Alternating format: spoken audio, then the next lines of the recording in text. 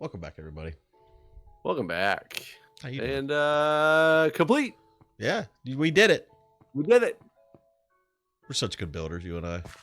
All right, let's build a wheat farm. Is that what's next in order of operations? So it's been like close to 2 weeks since we've gotten on. Yeah. It's been. I've been busy. You've been busy. Things have been busy. So yeah, it's been a little while. And there's a bed in here now, Jeff. Oh my god, this is the weirdest thing. I don't know where you went, but I'm confused by this door. Why are you confused? There you go. I helped you. Well, thank you, but there you go. Oh yeah, no, I think that's just for looks, right? Because you got the same thing over here, but you certainly can't go in there over here. I guess I don't know how this is how we get down. I want to see what he did with my minecart thing that I had made over here. And I extended the whole boat out to do it on this one side, remember? Yeah. That's why I was curious, what did he do with that? Clearly he... Okay. Well, so there's that room there, but then he didn't leave the same room down here. I wonder what it looks like outside, actually. Yeah, like that sounds... I wonder if he just extended the whole thing, or does it look really weird from the outside? Oh, wait. Oh, this is like the normal, like, deep V hole? Yeah. Though there's not a way out. I thought this would be like how we got out. You cannot get out down here. In fact, I don't see a way out of here, period. You come down here and this is where you starve to death. Yeah, that's fun. Mike can get out right over here, maybe? Yeah, you can get back out the way you came in. So how's housing? Housing? That's what you do now. You're a houser. Well, so it's interesting because it's one of the reasons that for those who do actually watch the Fix It channel, we haven't had a new episode in a while. I'm trying to get one put together because there was some major changes since the last episode, but things have kind of just stopped because we're basically like waiting for permitting. Last episode of your Fix It stuff? Yeah. Okay. Yeah. So right now they have completely demolished the entire first floor. I actually don't know how to get out of here still from up here. Now that I'm up here, I'm lost. Oh yeah, it was over here. They've demolished the first floor basically. There's no more walls or anything on the first floor anymore. And then everything kind of stopped for the last 2 weeks because they're like waiting for permits and they're waiting for like final decisions on certain things. So it went from like 100 miles an hour to nothing. For a while, so there's like nothing to really report, but the problem is that we're not getting any closer to moving in when there's nothing to report. There's a pool in the front deck. What? Hold on, I'm on the outside trying to check out the pimple. He blended in a way you can't even tell it's there. He did, but the problem is I need to do the same thing on the back. I feel like you could just run it back. Yeah, I think it can just run. Honestly, I don't think he touched anything. I'm pretty sure he just like patched up the holes that I had made, almost kind of like he knew it was going to extend to the back, and then he just extended the white straight back. Right. It should be fine when we get to that point. Like, yeah, that should be fine. Though, did we ever decide if you can do it on the other side? I mean, I'm assuming he could do the same thing he's done there. Well, I mean, but doesn't it run into the world? No, I think you can do the same thing over here. I guess we'll find out. So yeah, while there's a lot of stuff going on at the new house, the worst thing is all the stuff that's happening at the old house. That's just like driving. What did you decide to do about the tile?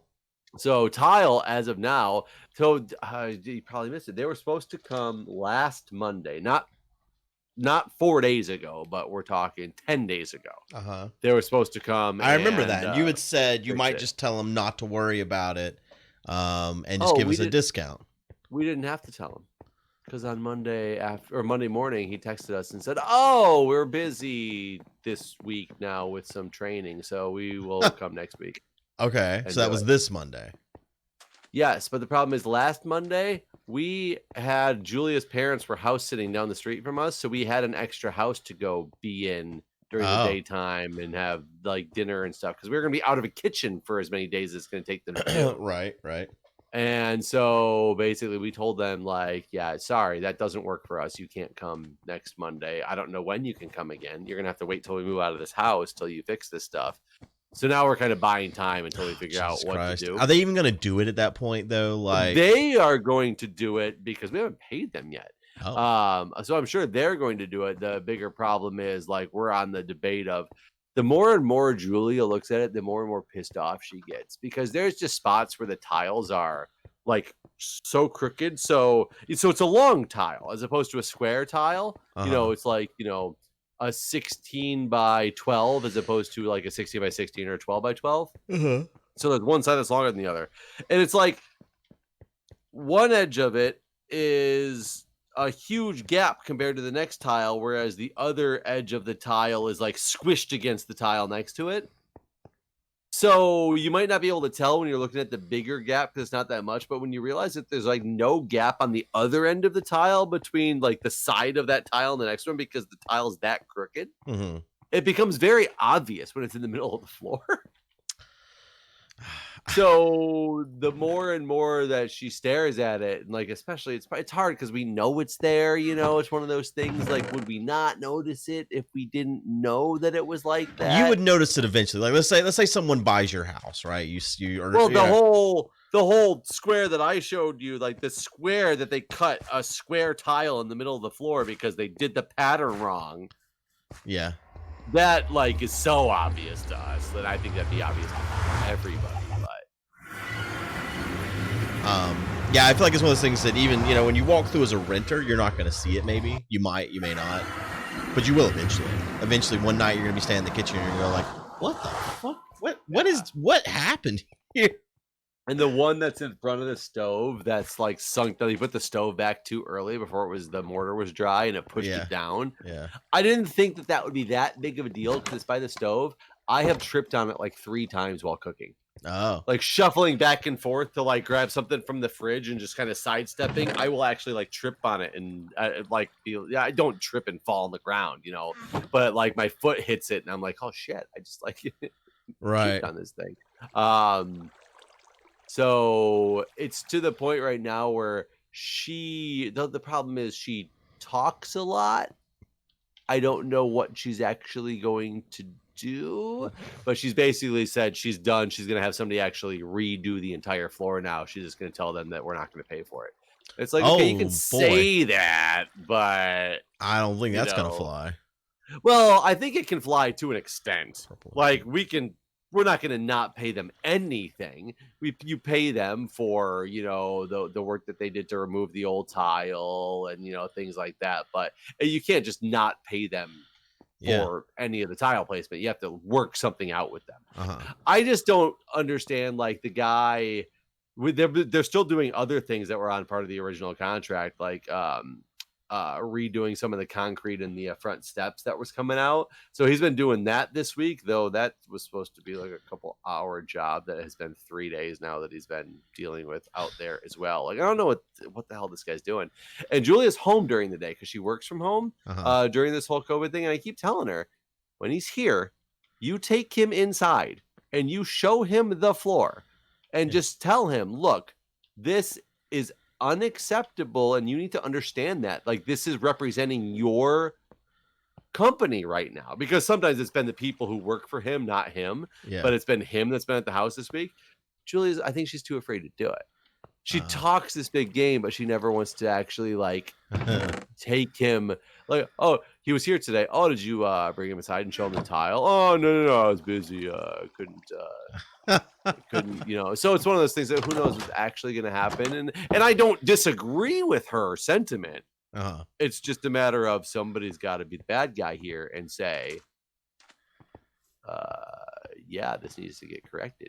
And if nobody does that, then we just pay them. So happens. They couldn't come back on this Monday, or well, no, I guess they could come back on this Monday, but you wouldn't allow it. Never mind.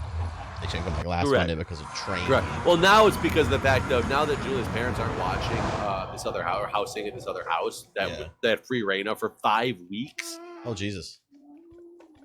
We have one kitchen. We have us, the 2 children, and the grandparents here we can't be out of a kitchen for 2, 3, 4 days, however long it's going to take them to do that. Yeah. It's like it just doesn't work. I thought her parents didn't live there. They don't. So they're trying to sell their house to move here. Oh. So they've been on the house hunt for a very long time as well, and the house hunt's not going too well. Why don't they move it's going into well. your house that you're leaving? You know, the funny thing is that's come up as a recent possibility. They don't want to live here. Oh. They don't want to live in our house. They don't want to live in our neighborhood. They have a specific place they want to be. But as a temporary solution, if they don't have their own place yet, that's not a bad, option that we've now thrown around out there. They put in a handful of offers on houses. I think they thought they'd have something out here by now. It just hasn't quite panned out. How do they end up house sitting in a city they don't live in? Was it friends of yours? No. We do crazy. So this one is kind of amazing.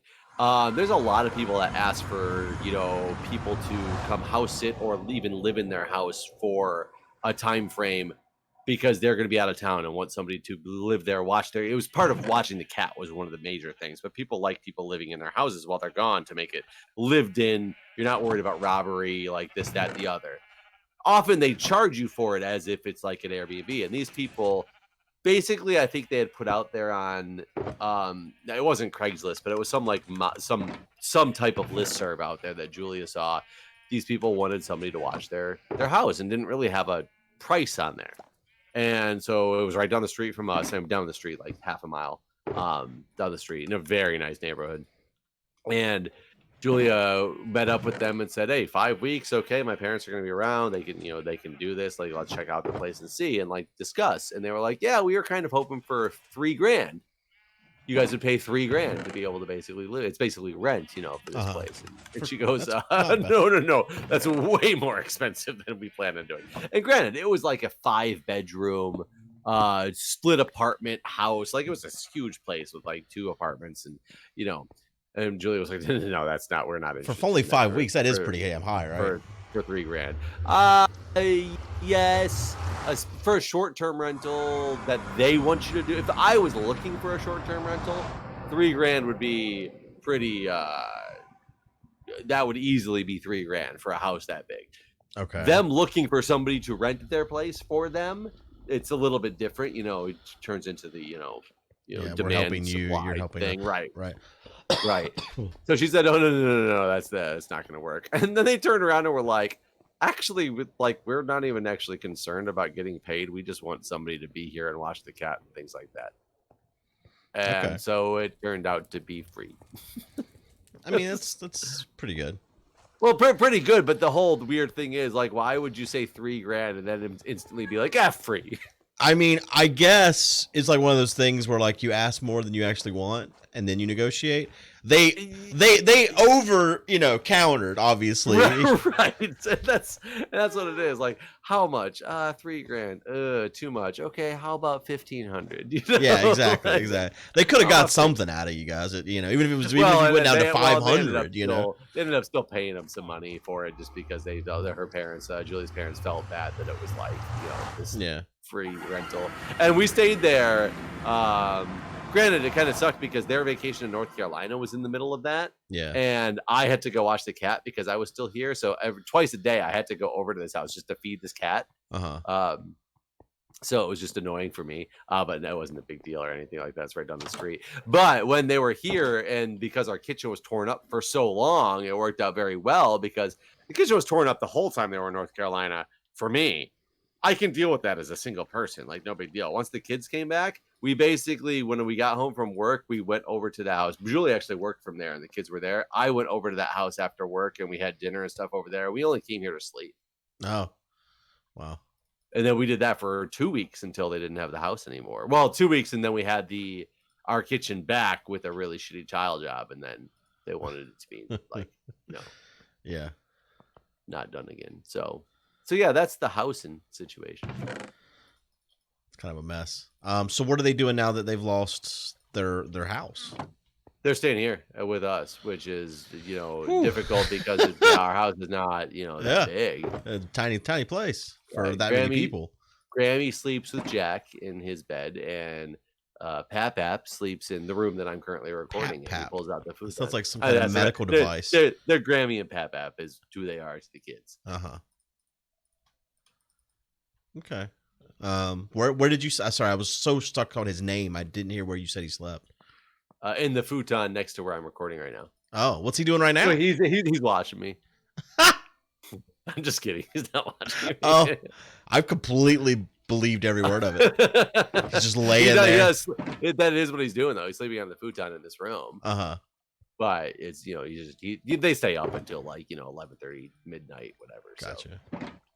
But they don't really have their own privacy because they're currently trying to sell their house, and they actually thought they would sell their house in Ohio by now. They've had like 30 some odd showings of their house, and they have not had an offer yet. It's funny. It's just weird. Yeah, it's priced in a way it's getting interest, but people are seeing it, and there's something that they don't like about it, and we don't know. Their house is really nice, and it's in a really nice area in Columbus, Ohio that has like no offers after 30 showings is pretty fucking wild, right? Yeah, that's kind of what's going on. Part of it is we don't think that their realtor kind of dicked them over at the beginning of it. It went on the market like 3 weeks later than it was supposed to because the realtor literally at the last minute would be like, "Oh yeah, I was supposed to come over today and get the final paperwork with you, but I'm a little busy, so I'm going to come over tomorrow."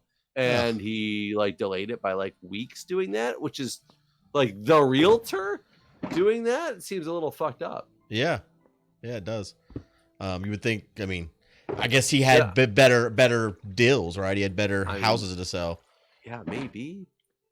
So we don't know if it's like the realtor's not really like getting it pushed out there, or if something's like really just not meshing.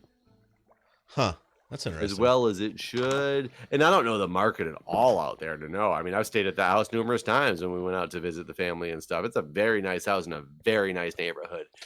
So I couldn't tell you if there's something. I mean, everything that I've been understanding from everyone, because everyone I fucking know seems like they're trying to buy a house right now. But everyone is just like, it's crazy, no matter what state they're trying to move into, right? So I would assume that Ohio is no different. Yeah, they haven't gotten a single offer on it. Yeah, I feel like there's something going on there. They need to get a new realtor or something at this point. After 30 showings, that's just absurd.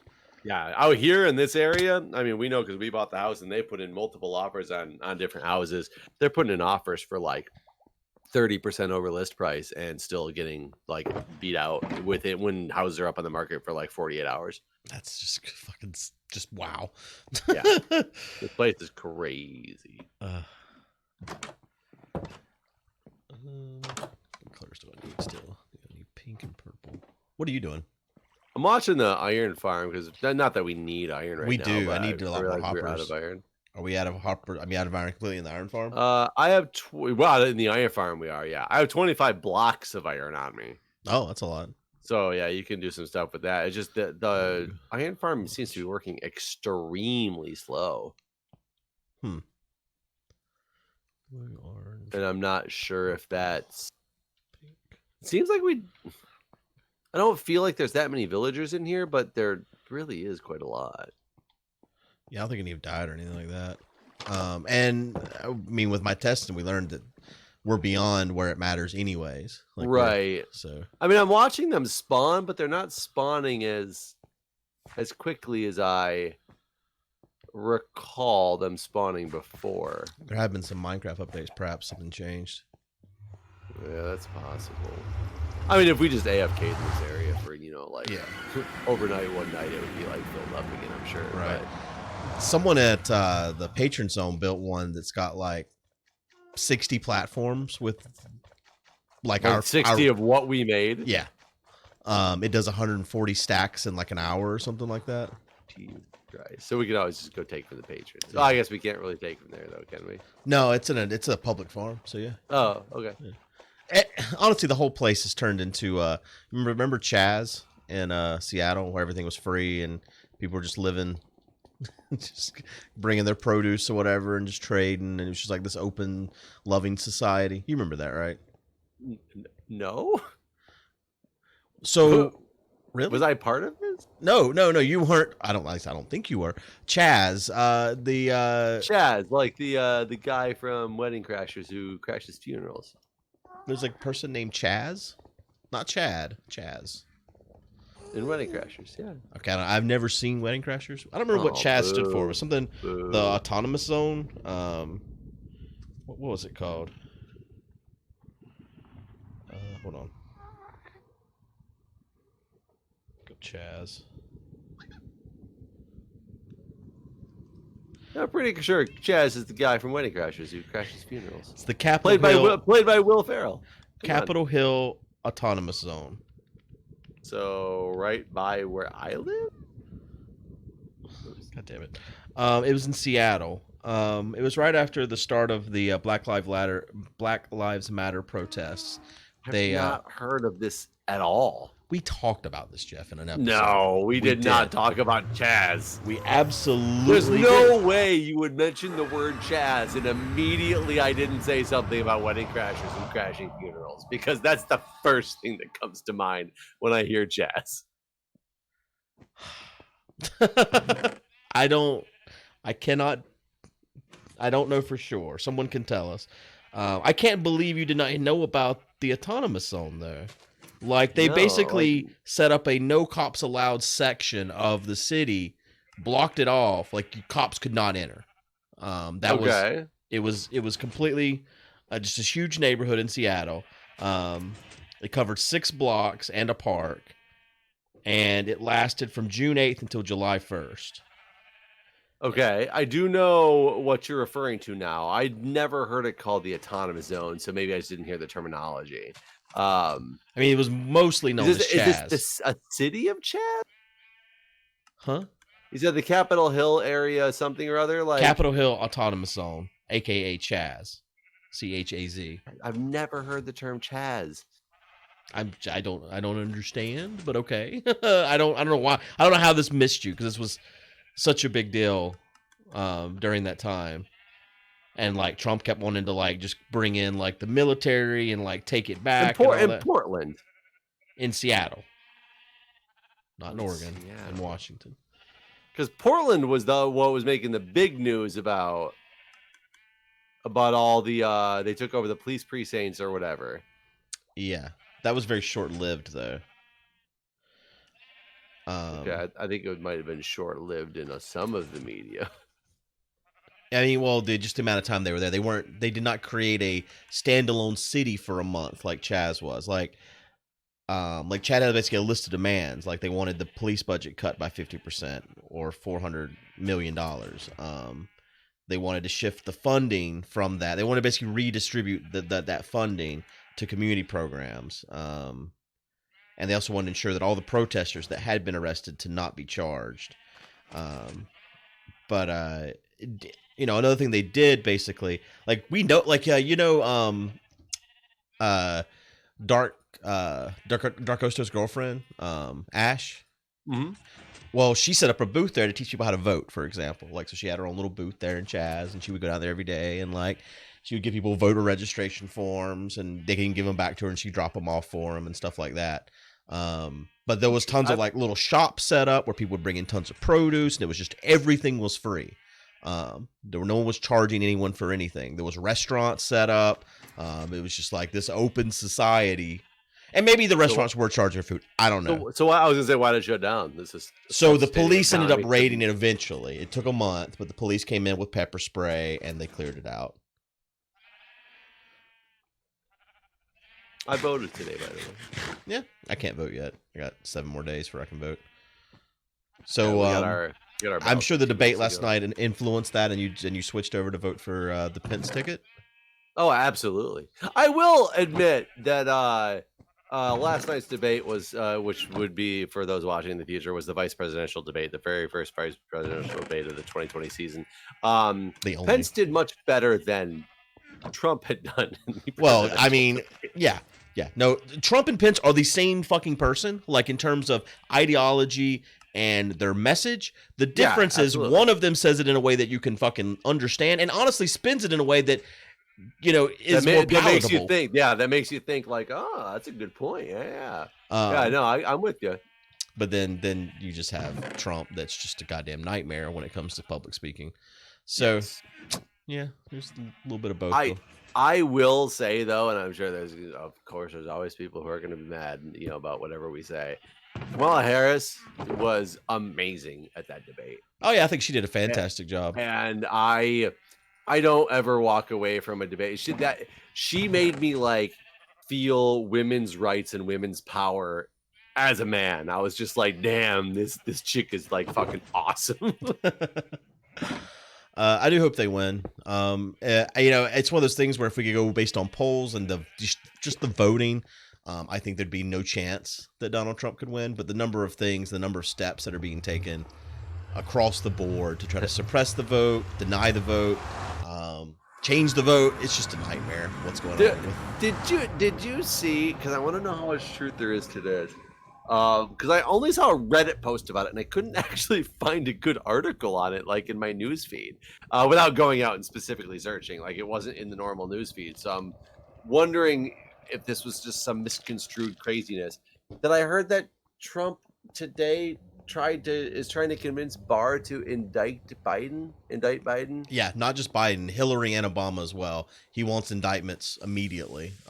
Almost like he said, I'm going to do my best to give an exact quote, but it's not. This is going to be a paraphrase quote. He said that it's going to be a sad day for Barr if he doesn't act soon on indicting those three. I